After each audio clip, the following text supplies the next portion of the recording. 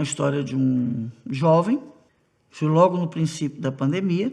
Ele também fazia parte daquele grupo de que Covid era coisa de marica, que era uma gripezinha, que jovem não ia ter, que não sei o que, pegou o Covid e levou para casa e morreu os pais e uma irmã.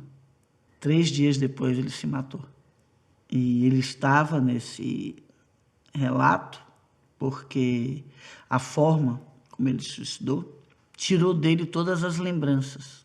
Foi tão forte tudo o que aconteceu que ele estava lá nesse encontro, ele não lembra o nome dele, o pai, a mãe e a irmã estavam ali, né? Tem 2 anos, pouco, que desencarnaram, e todos estavam ali e tiveram força de superar por amor a ele, e os 3 estavam ali, e ele não se lembra. O rapaz também estava, 28 anos mais ou menos.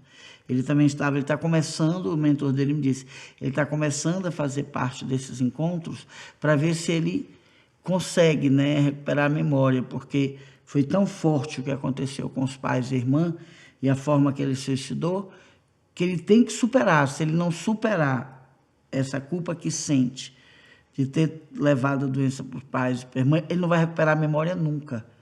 Então, talvez numa reunião como essa, onde ele veja pessoas dizendo, olha, você me fez mal, me perdoe, eu te perdoo, porque a finalidade desses encontros realmente é se alcançar um perdão ali.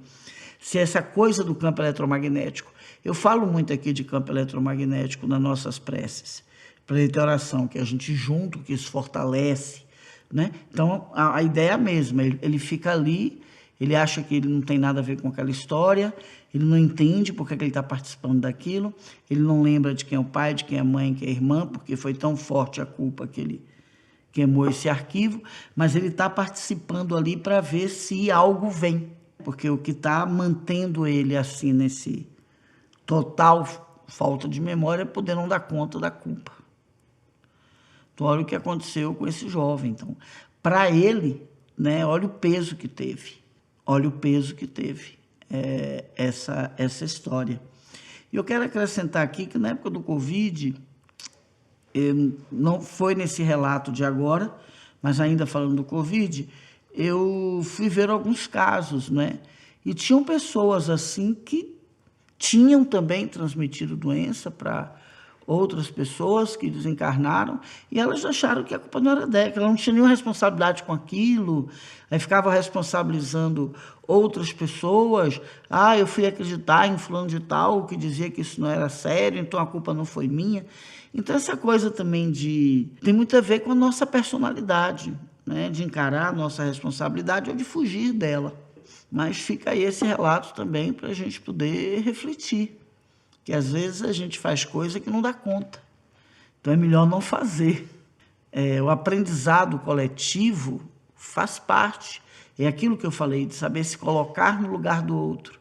Se a gente se coloca no lugar do outro, a gente não anda com perfume forte dentro de um elevador, porque pessoas podem ser alérgicas e passarem mal. Eu já vi uma pessoa passar mal dentro do elevador e, menina, a gente apertava, o elevador não parava, foi uma coisa assim, séria, e por causa de um perfume forte. Eu mesmo fiquei enjoada com o perfume forte da moça, e tinha um rapaz dentro que era alérgico ao cheiro forte, e até a gente conseguir, foi em segundos, assim, ele já estava roxo e tossindo e foi hospitalizado, graças a Deus não morreu.